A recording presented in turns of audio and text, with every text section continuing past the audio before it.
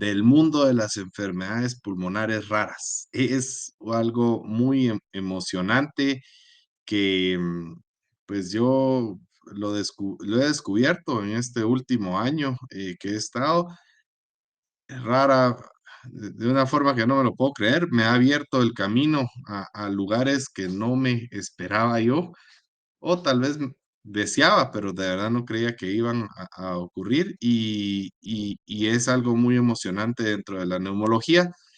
Y vamos a ver, la palabra rara, ahí la vamos a ir discutiendo. Entonces,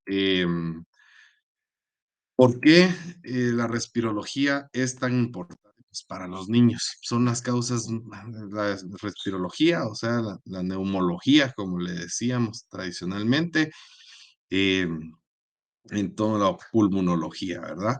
Pues son las causas más comunes de hospitalización en el mundo para niños.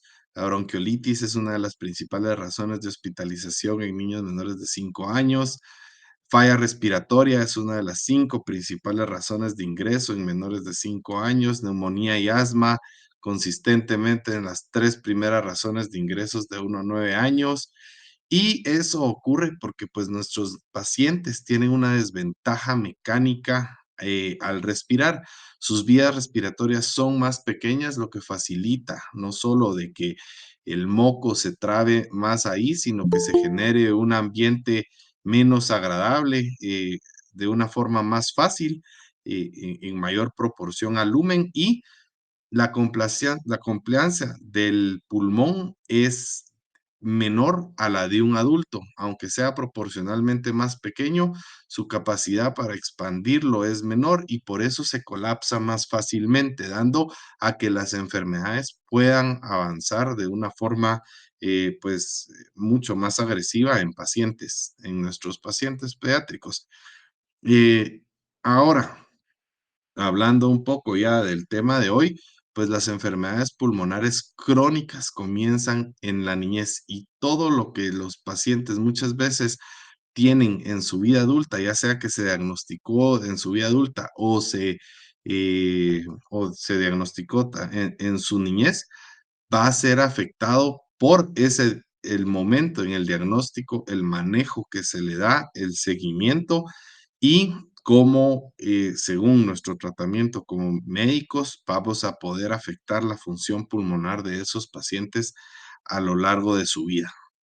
Algo que le platico mucho a las personas que miro en la consulta externa, cuando miro a los pacientes con displasia broncopulmonar y otras enfermedades, es que Em, pues gracias a Dios van saliendo, muchos resuelven de una forma bastante productiva, bastante exitosa su displasia broncopulmonar a los pocos meses, pero van a ser afectados muy probablemente a lo largo de toda su vida por un descenso en su capacidad funcional, en la capacidad funcional pulmonar que van a tener. En esta gráfica, con la línea verde, miramos más o menos cuál es el desarrollo de esa capacidad funcional en la niñez, en la adolescencia, que tenemos una considerable aumento en esa capacidad funcional, pero una vez llegamos a la vida adulta, cómo esa capacidad funcional se va a ver afectada.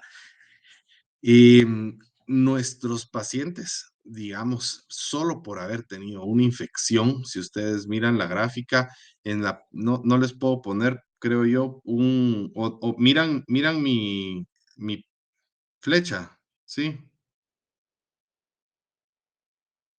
Bueno, espero que la miren. Eh, no sé si miran la flecha con la que estoy apuntando. Entonces, nuestros pacientes, con solo tener una infección, todos esos pacientes que nosotros tenemos durante el tiempo no, aquí creo que tengo para ponerles, ¿ve?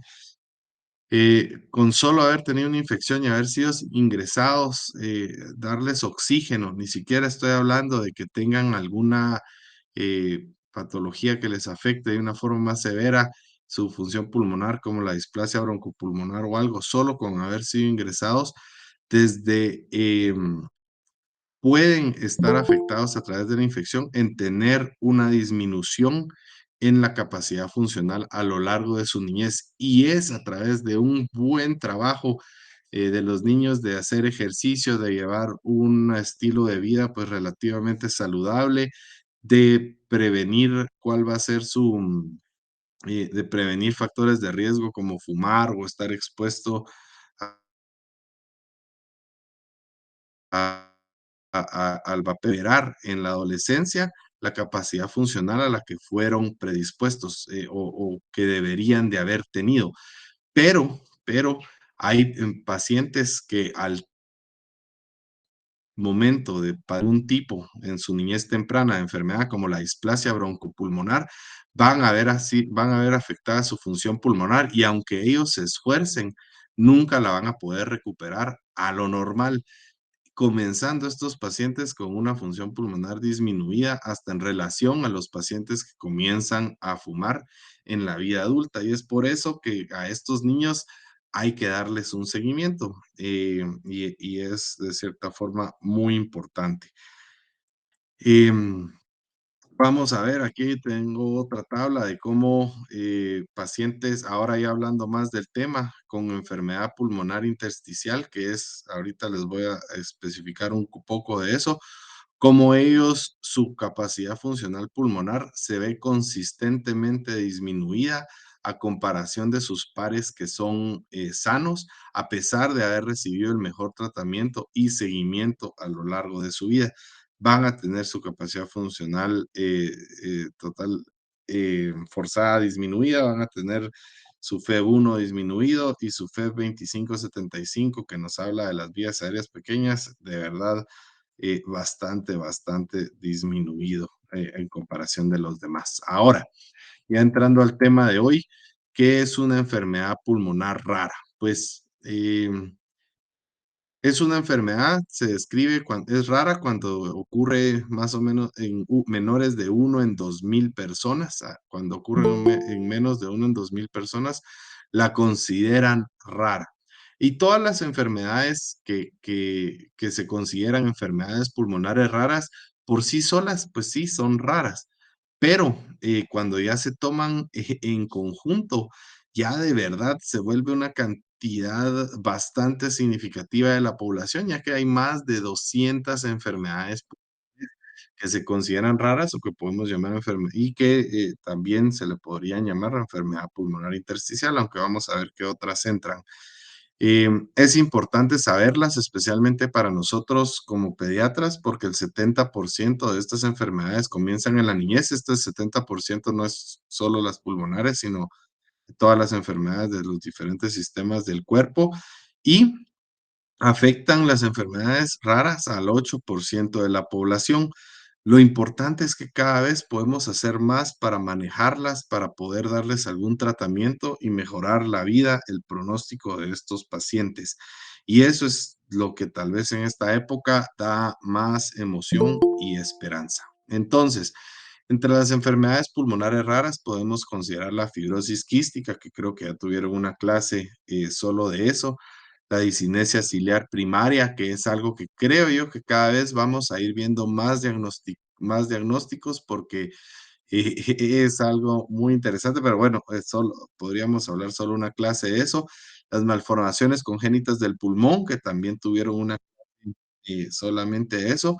La hipertensión pulmonar, eh, que muchas veces se desarrolla como consecuencia de alguna otra patología de base. Hay algunas personas, como los pacientes que tienen Down, que desarrollan hipertensión pulmonar por sus propias características genéticas y hay otras enfermedades que generan hipertensión pulmonar de una forma propia, pero muchas veces es en consecuencia y es algo que nosotros, o por lo menos yo, tal vez durante mis 3 años, consideraba la hipertensión pulmonar como algo que solo lo miraba en pacientes del intensivo, y por supuesto que todos, se enojaban los cardiólogos cuando les hacían esa interconsulta, porque, pues, ahora de plano todos los pacientes con una neumonía severa o cualquier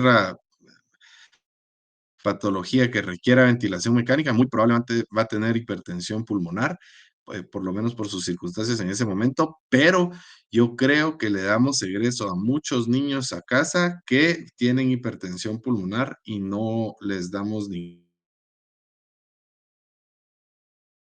ningún tipo de seguimiento. Miro de una forma considerable a pacientes que nunca han sido diagnosticados ni con seguimiento y son referidos solo por tos, ¿verdad?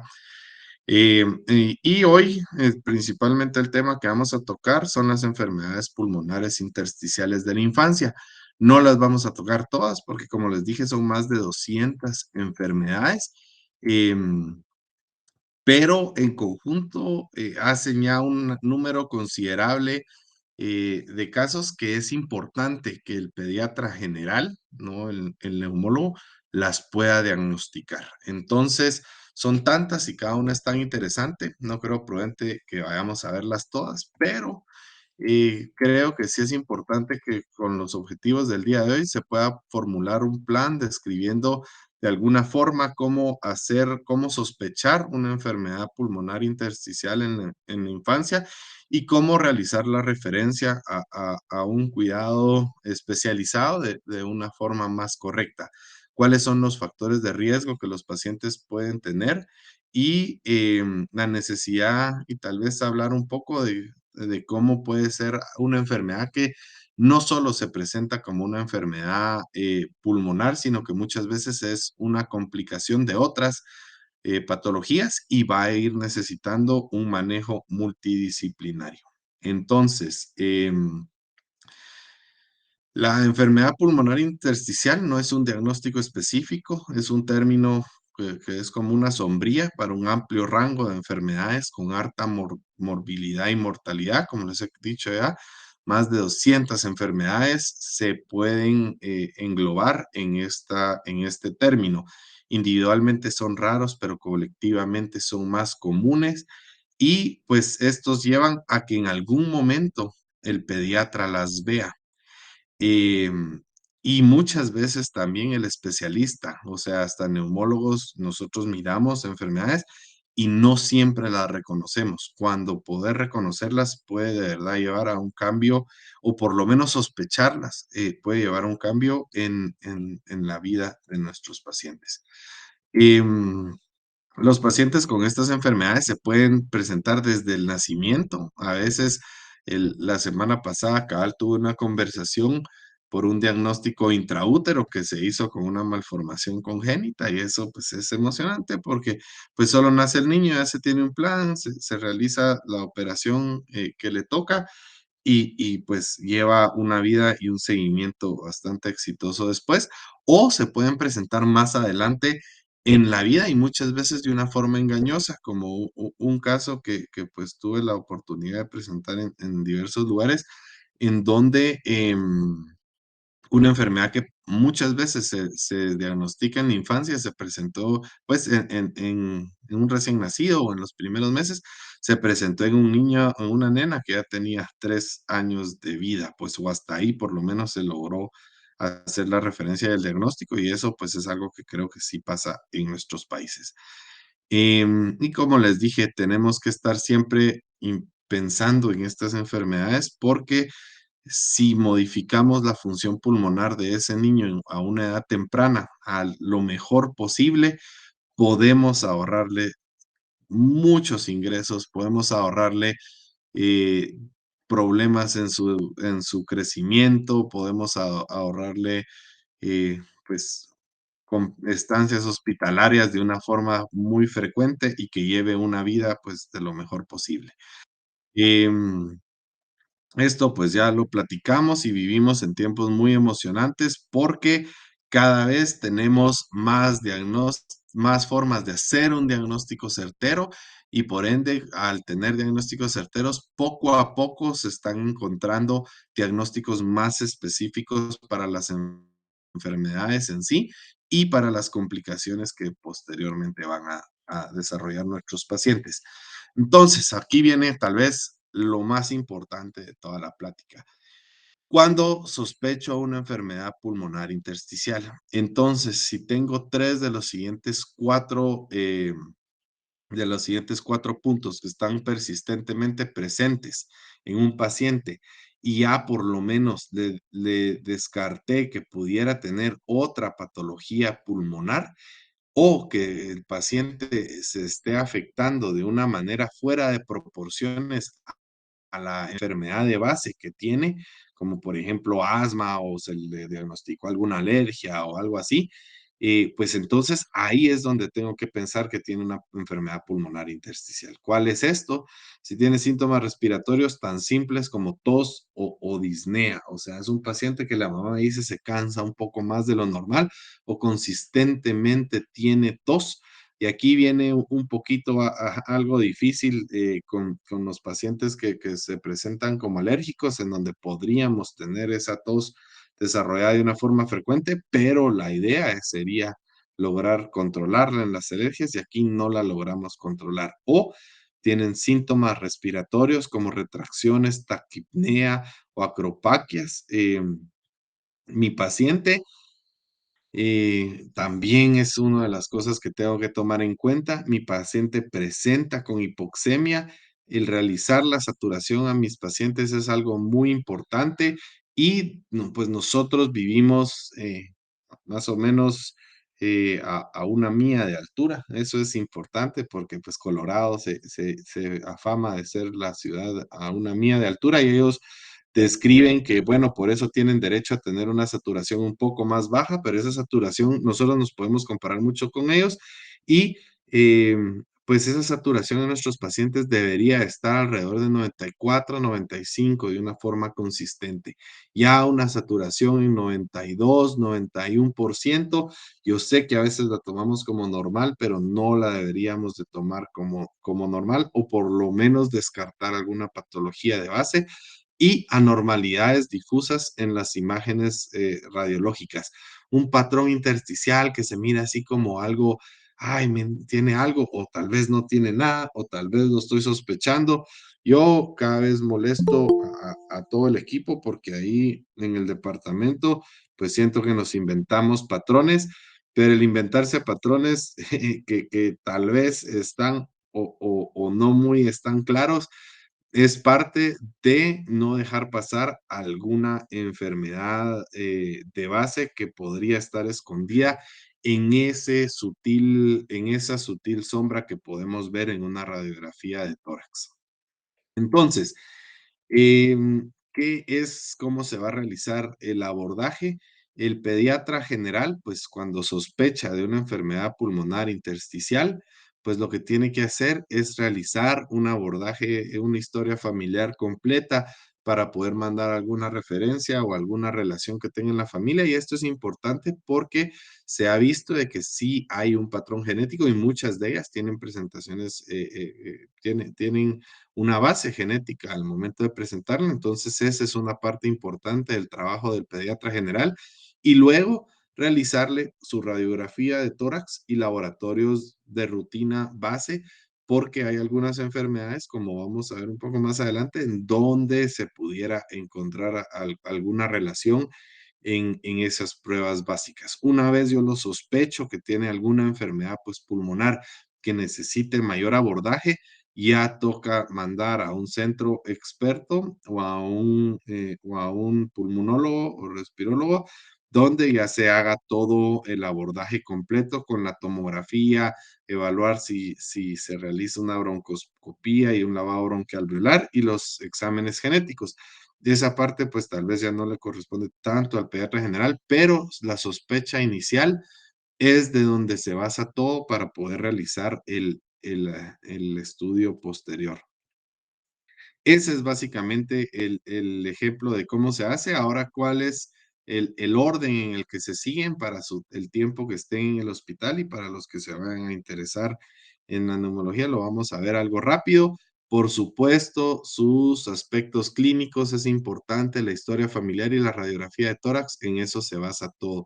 A partir de ahí, pues ya toca todos los pasos del pulmonólogo y eso pues se hace a través de su tomografía y en ella vamos a ver algunos patrones generales y qué es lo que nosotros comenzamos a observar. En algunas ocasiones podemos hacer diagnósticos definitivos, en otras no, pero es importante realizar pruebas de función pulmonar. Nosotros, pues allá en Guate, aquí en Guate tenemos tal vez la espirometría, lo deberíamos de usar un poco más, realizar pletismografías y caminatas de 6 minutos. Eso tampoco se realiza en México y cada vez, o no tan frecuente, y cada vez me estoy dando cuenta que es una de las mejores formas de poder o diagnosticar que hay algo malo o sospechar que hay algo malo o poder darle seguimiento al paciente con las caminatas de 6 minutos y por supuesto en el DLCO, que me imagino que ya les han platicado de esas pruebas en su otra clase de pruebas de función pulmonar. Exámenes específicos que vamos a ver, un lavado broncoalveolar, análisis genéticos y una biopsia pulmonar es probablemente el último paso y es cuando no se logró llegar a un diagnóstico a través de uno de los pasos anteriores. ¿Qué es importante? La historia es importante en el momento que se generan los síntomas, es importante y es por eso que es tan importante la historia inicial, porque desde que nos empiecen a contar cuáles son las probables, el inicio de los síntomas, pues uno ya puede ir pensando qué es lo que tiene el paciente y comienza a ver si es muy cercano al nacimiento, es probablemente más probable que tenga unos factores en la producción de surfactante que estén alterados o alguna mutación que me esté llevando a algunos desórdenes, algunos problemas metabólicos, que tenga enfermedad eh, como NEJI, que es hiperplasia neuroendocrina de la infancia, o pues que tenga alguna otra patología. Y si va más adelante en la vida, lo vamos viendo cómo podría estar más afectado alguna enfermedad sistémica, como una enfermedad inmunológica o una enfermedad reumatológica, en donde tenemos que ver de verdad que tienen mucha relación estos pacientes.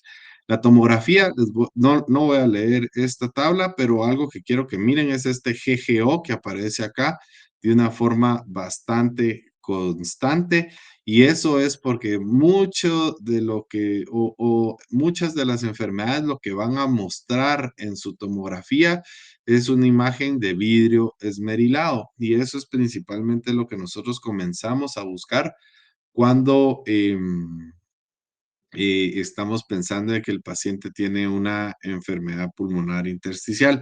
Hay otras enfermedades, como vamos a ver más adelante, como el crazy paving, que me sirven para el diagnóstico de mi proteinosis alveolar pulmonar, pero muchas veces no tengo nada en específico más que esta vidrio esmerilado. A veces por su localización puedo comenzar a sospechar algunas otras cosas. Mis pruebas de función pulmonar, como ya les dije, es importante mi caminata de 6 minutos. Unos gases también es muy importante, realizar pletismografía para mis volúmenes pulmonares. Mi DLCO es bastante, bastante importante. Ya hablando solo las intersticiales y realizar algunas de las otras pruebas de apoyo también es importante porque me van orientando.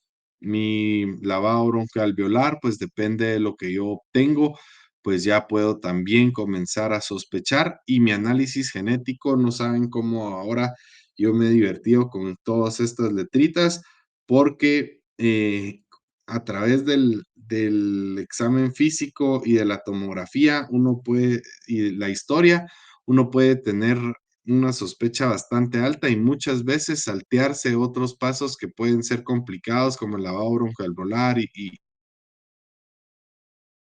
una toma de realizando algo tan simple como un examen pulmonar, como un examen genético a los pacientes.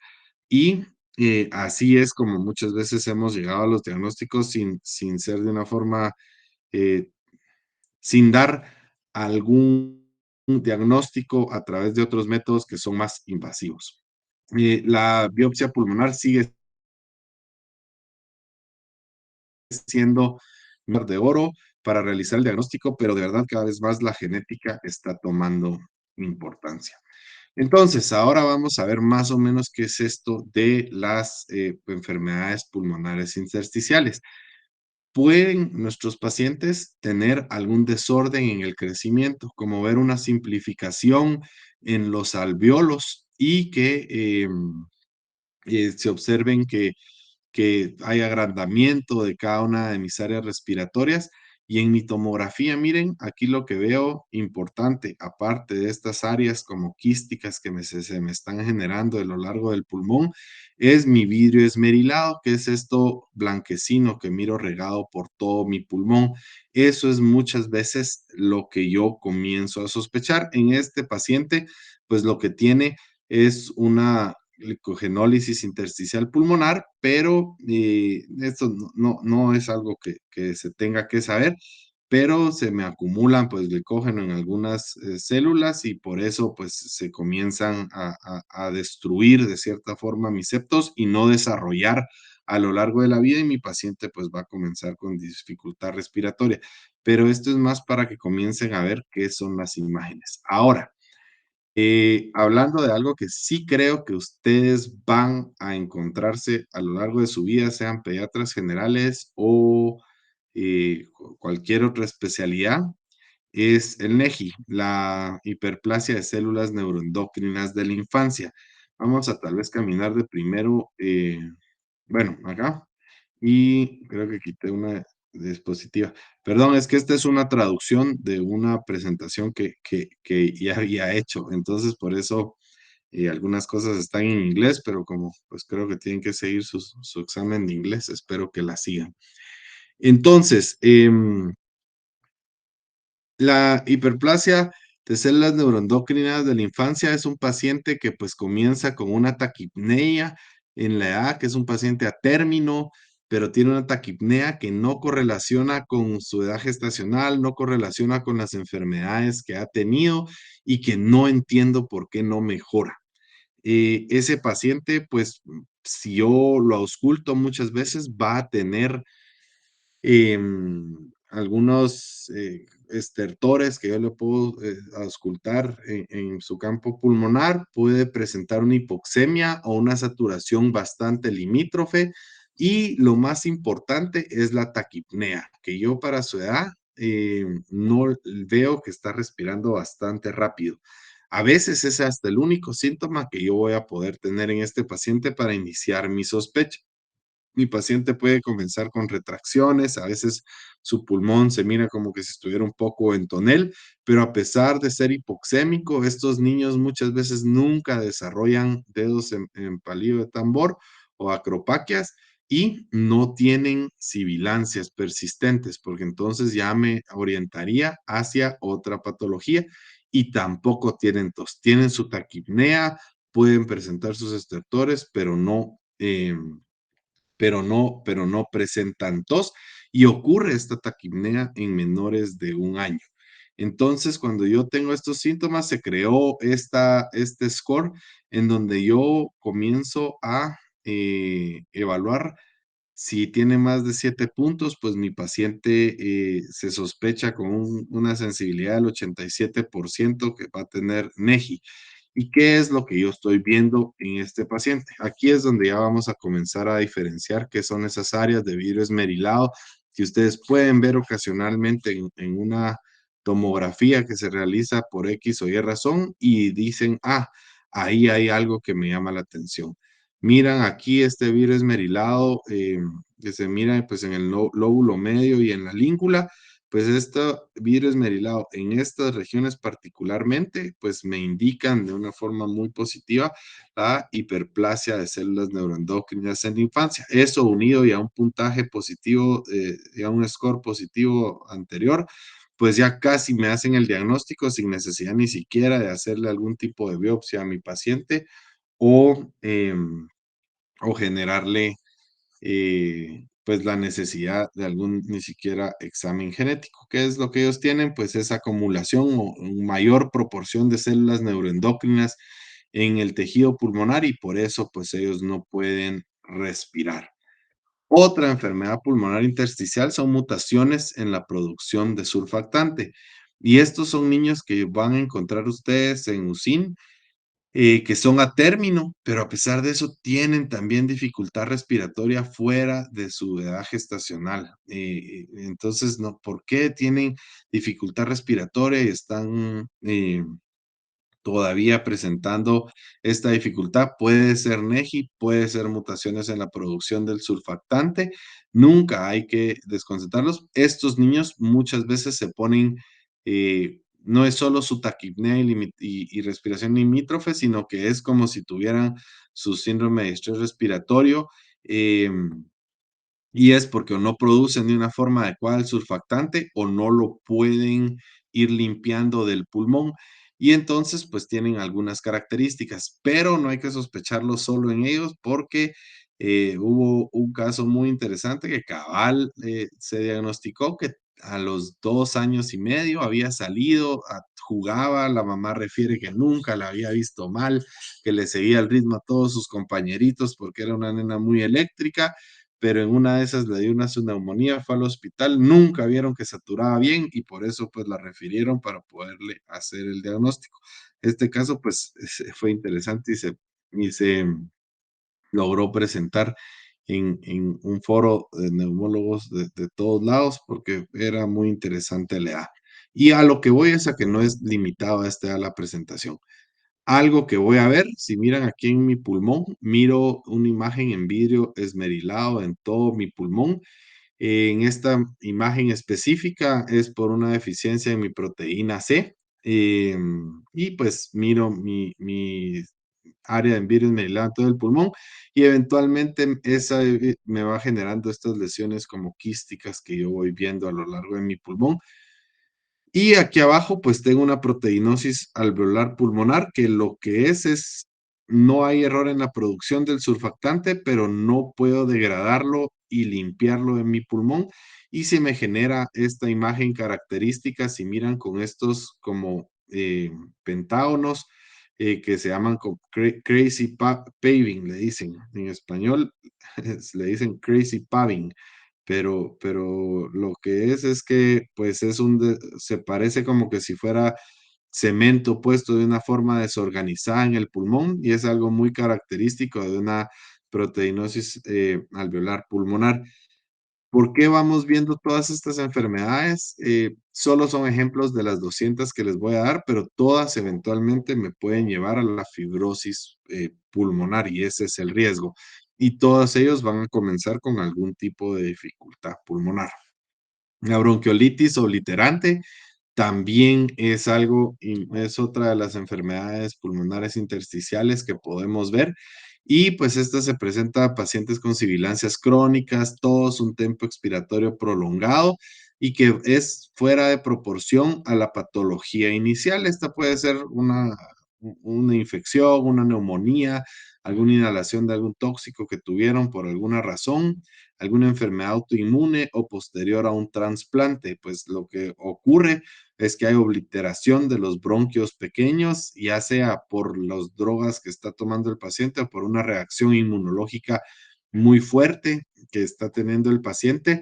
Y pues lo que se observa es que hay atrapamiento aéreo, hay un aumento en los campos pulmonares y siempre miren ustedes, se puede ver ciertas áreas de vidrio esmerilado difuso, que es causa de la inflamación que pueden tener estos pacientes. Las fechas, pues, se están señalando las áreas donde tal vez hay un poco más de insuflación de aire, y lo que se presentan ellos es con algunas pruebas ridículamente obstructivas, con P1 en 27, FES 25-75 en 12% del predicho, y entonces pues uno ahí ya las empieza a sospechar con su antecedente importante.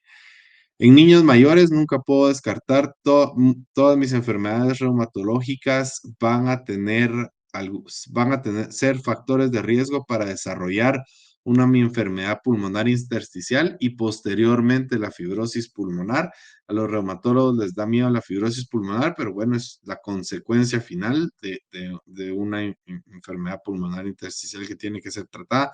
Muchas enfermedades autoinmunes van a también tener presentaciones de enfermedades pulmonares intersticiales y también hay varias causas metabólicas que me lo van a generar. La fibrosis pulmonar, pues es la consecuencia a lo que, de lo que se llega a presentar. Y en esta imagen, pues miramos cuáles son las características de la fibrosis pulmonar. Son tiempos muy emocionantes, de verdad, porque uno mira esta imagen y están descritas las complicaciones pulmonares en niños, pero si uno se, ahora que me he puesto a leer y he visto varias conferencias, esto es algo que hace 5 años no se tenía. Hace 5, 8 años, todas las descripciones de las enfermedades pulmonares intersticiales no existían. Se traía un poco el conocimiento que se tenía de los adultos, pero no había un estudio específico de niños y por ende ni siquiera había una descripción de la fibrosis pulmonar y ni siquiera tratamiento aceptado para niños. Y lo que miramos aquí en esta tomografía, pues hay anormalidades reticulares. La imagen en panal de abeja, aunque uno puede sospechar que es esto, pues yo más lo voy a tomar como una anormalidad reticular. En panal de abeja a veces se desarrolla en los niños y se puede ver un poquito más como se mira en esta área que les estoy señalando. Hay bronquiectasias, atracción, que es por el colapso y la fibrosis del pulmón, que se jalan los bronquios haciéndolos más grandes de su vaso correspondiente. Entonces miran aquí el lumen del bronquio. En realidad tiene que ser más o menos del mismo tamaño que su vaso, digamos correspondiente, pero en este caso tenemos bronquios mucho más grandes que el vaso que los acompaña, áreas quísticas que vamos a ver también tiradas por todo mi pulmón y distorsión de la arquitectura, que es lo que principalmente se observa en esta patología. Y esto antes no tenía ni siquiera tratamiento, y antes es hace unos eh, 5, 8 años, pero ahora ya es algo emocionante que podemos empezar a evaluar.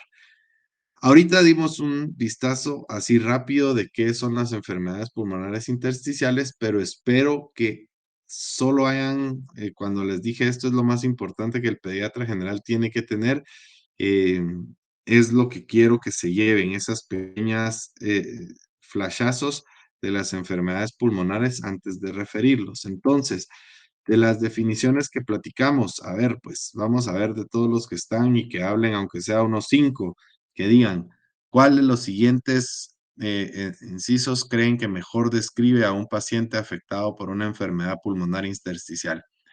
¿Creen que solo afecta a niños, que no hay en adultos? Niños con por lo menos una alrededor de 2 enfermedades genéticas que se presentan en la infancia son los que tienen enfermedad pulmonar intersticial. Niños con por lo menos una de las más de 200 enfermedades raras tienen enfermedad pulmonar intersticial. Niños con enfermedad pulmonar con vidrio esmerilado en su tomografía tienen enfermedad pulmonar intersticial o niños con enfermedad pulmonar relacionada a la autoinmunidad. A ver, pues, ¿quién opina? Y cuéntenme para no tener que escoger a dedo las voces. Pueden hasta hacerlo al azar sus respuestas, porque así voy viendo.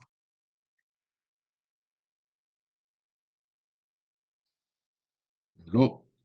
¿Hay alguien ahí? ¿O todos ya se durmieron?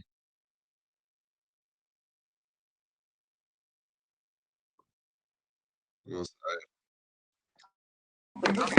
vamos a escoger vamos a escoger a alguien, entonces.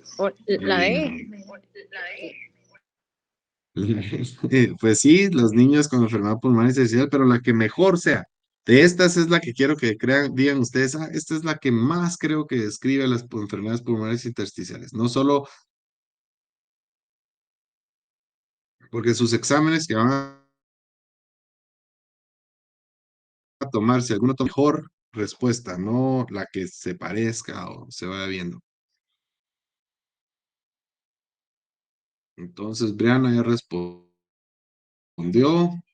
De orden aquí que me aparecen, viene Adriana.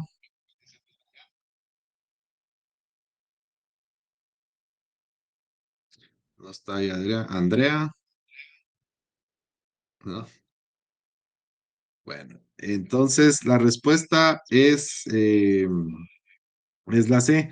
Niños con por lo menos 200 enfermedades pulmonares raras. Esa es la que mejor describe las enfermedades pulmonares intersticiales, pero todas las demás llevan algún factor de engaño, como los exámenes del doctor Montiel, que tengan vidrio esmerilado en su tomografía, que tengan alguna enfermedad pulmonar relacionada a autoinmunidad, que alguna enfermedad genética, todos ellos pues van a tener algún tipo de enfermedad pulmonar intersticial, pero tenemos que saber que son más de 200 enfermedades. Ahora, exámenes para su clínica particular, preguntas específicas para la clínica, ya ustedes están en su clínica. ¿Qué los llevaría a sospechar de que un paciente tiene una enfermedad pulmonar intersticial? Un paciente, un recién nacido de 2 a 3 meses con prematuro que tiene disnea, un paciente de 1 año que es a término, que tiene taquipnea, falla de medro, hipoxemia y que no tiene diagnóstico aún, un niño de 3 años con diagnóstico de asma o un niño de 6 años con 3 ocasiones de tratamientos de bronquitis en 6 meses y pues ahí tiene sus neumonías a repetición que estamos viendo y no sabemos qué hacer con ellas. ¿En cuál de estos niños ustedes sospecharían una enfermedad pulmonar intersticial?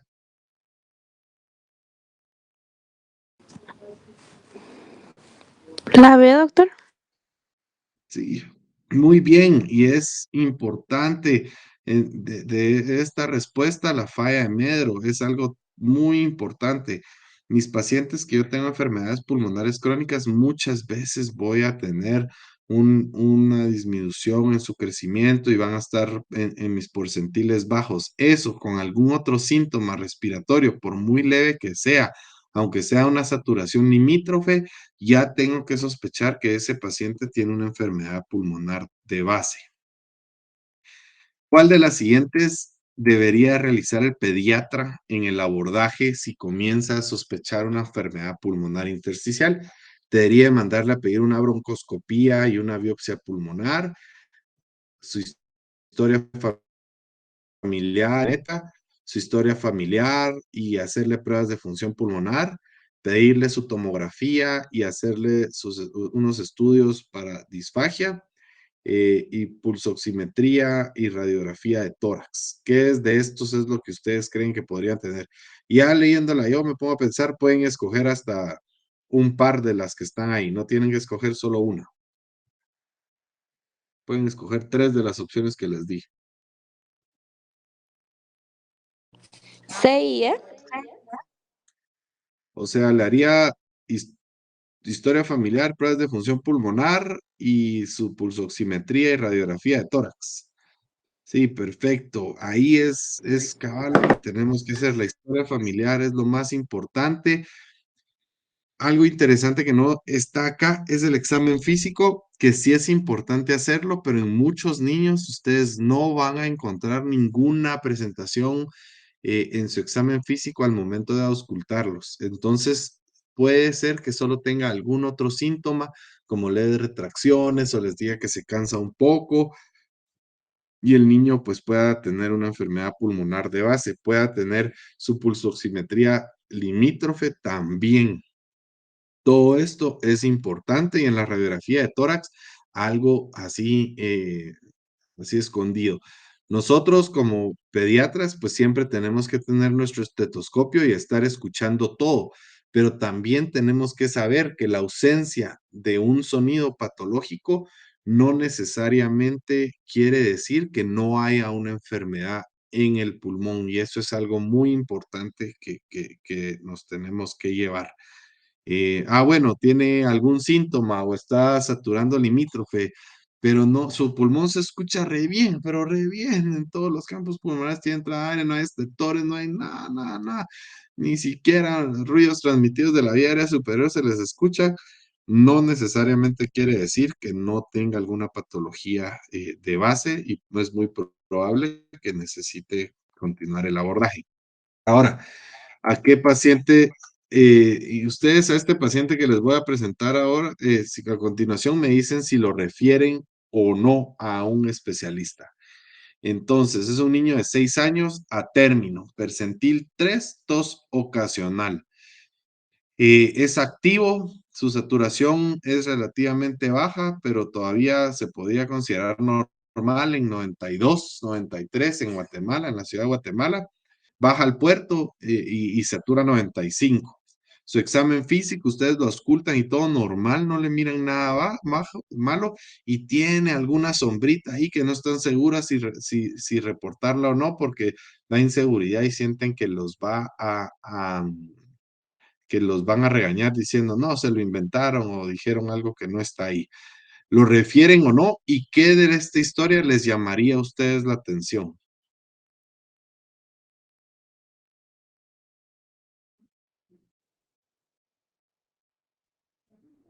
¿Aló? ¿Alguien no los voy a llamar? Pues bueno, Doctor, yo sí lo referiría ¿por qué? ¿Qué es porque lo que les llamó la atención? porque es un paciente a término que pues no debería tener por qué tener una saturación baja, aunque sea normal, baja, tos ocasional y pues a pesar de que se ausculte bien, no significa que no pueda tener una patología. Sí, ¿verdad? E importante, buenísimo, todo lo que usted dijo está re bien. Y algo muy importante que tenemos que ver es que tiene esa su tos ocasional, esa su saturación así medio bajona, que uno diría, tal vez se lo dejo otros 5 minutos y ya me sube otra vez, pero su percentil 3 que esté en el percentil 3 es algo que nos tiene que llamar la atención siempre. Si los niños no están creciendo bien, pues sí puede ser cualquier cosa, pero entre ellas una enfermedad pulmonar. O sea, puede ser algo endocrinológico, pero pues lo más probable es que hay algo ahí de base. Puede ser pulmonar, puede ser otra cosa, pero con su saturación limítrofe y su tos ocasional y esa sombra que vi en los rayos X que le mandé a hacer eh, para volver a verlo porque tenía altas sospechas, pues bueno, ya me da suficiente razón para referirlo. Ahora miren a este niño, tiene cáncer, tiene historia de cáncer y está en remisión. ¿Lo refieren con el neumólogo o no? Les llega a su clínica, mire, yo fui al UNOP y después como que ya no quise ir porque ahora ustedes tienen su clínica en, no sé, en Huehuetenango y me queda muy lejos, pero la verdad todo iba muy bien. ¿Creen que hay que referir a este paciente o no?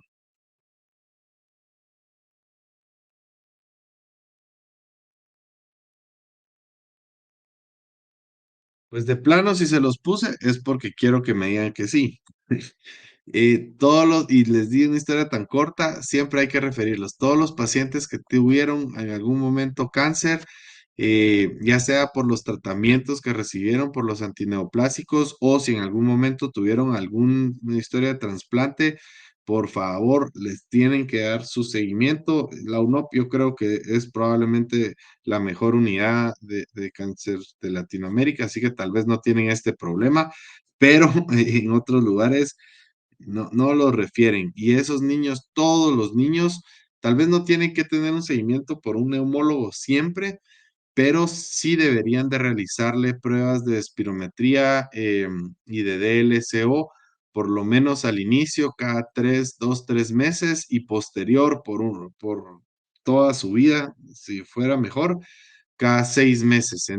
Y si en algún momento hay alguna alteración de esto, pues ya que el neumólogo lo mire. Pero es un paciente que tiene historia de cáncer, ya sea por el tratamiento, ya sea por el trasplante, ya sea por el tratamiento inmunosupresor que tiene posterior por el trasplante, tiene que tener un seguimiento por lo menos de sus pruebas de función pulmonar. Es donde hay personas que les realizan exámenes de imágenes, esos tal vez no son tan necesarios. Antes vamos a ver una alteración en sus pruebas de función pulmonar em, que en sus imágenes de tórax. Entonces, esos pacientes siempre tienen que tener seguimiento. Siguiente caso, un paciente de 13 años con historia de displasia broncopulmonar. Es asintomático desde el año de vida, neumología lo vio, porque neonatos solo les gusta ver hasta los 3 4 meses, igual la neumología lo vio hasta el año y medio, 2 años, ya iba todo bien, lo dio de alta o tal vez hasta desde el año de vida decidió mandarlo a su casa y decirle, bueno, usted va muy bien, ahora con disnea y sibilancias a los 13 años de vida. Le recetan inicialmente su salbutamol porque creen que puede ser que esté desarrollando asma, pero la respuesta es moderada. Y hicieron muy bien al darle su salbutamol, o sea, fue exactamente lo que tendría que ver. ¿Creen que hay que referirlo al neumólogo, sí o no?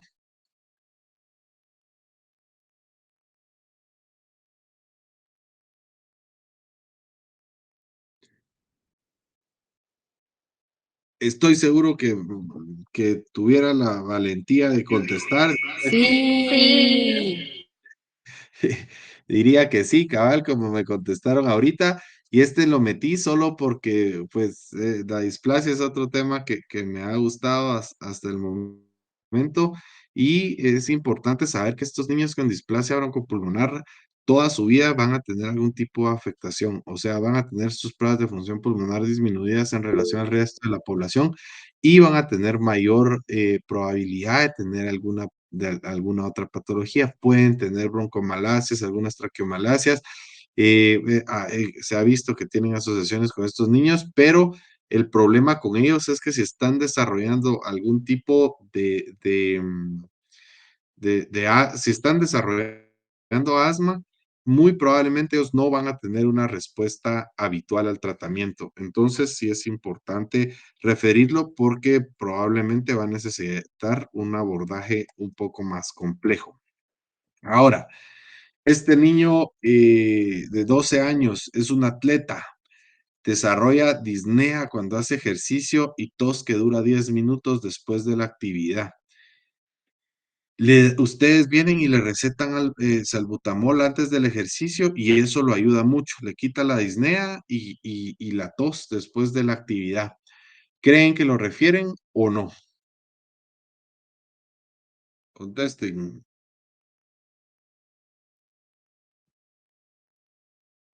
Alguien. Ya solo nos falta este y uno más, pues, y así ya, no los molesto.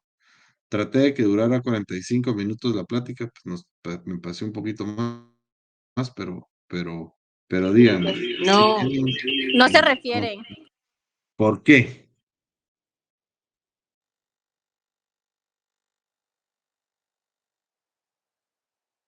¿Hello? ¿Por qué? ¿Quién contestó? Que me diga por qué. Fue dulce. Dulce, conteste, pues. Porque mejoró con el albuterol.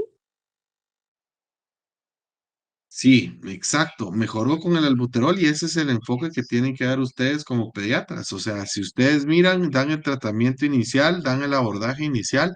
Muchas de las enfermedades pulmonares, el pediatra general las puede ver y le puede dar el seguimiento. Si mejora con el tratamiento inicial, pues sería prudente hacerle una prueba de función pulmonar para ver cómo nos responde al salbutamol y si pues no hay nuevos síntomas, es un paciente que no tiene alguna historia previa, pues ya, ustedes lo están tratando muy bien y no necesitan hacer ningún tipo de referencia. Así que excelente.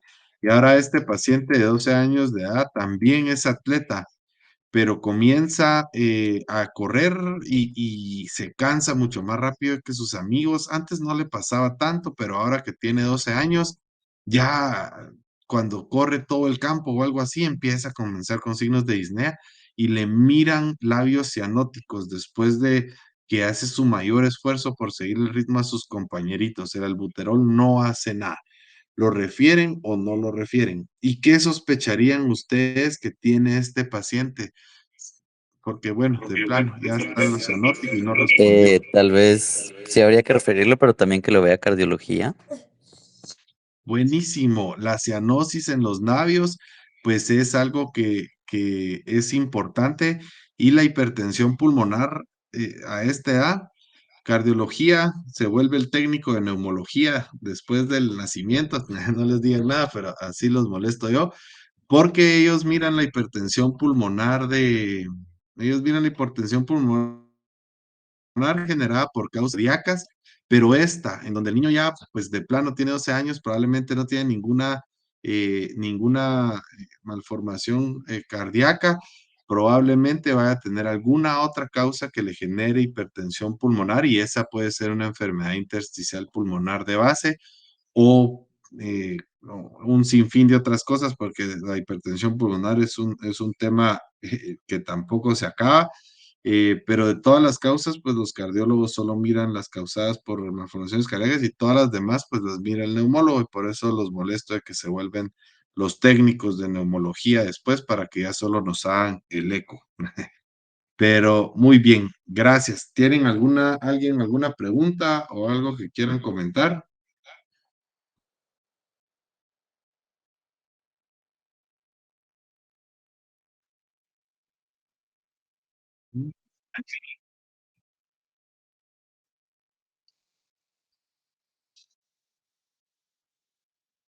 Pues sí, hay muchas cosas que son emocionantes y que vivo emocionado con ellas, pero ahí los veo.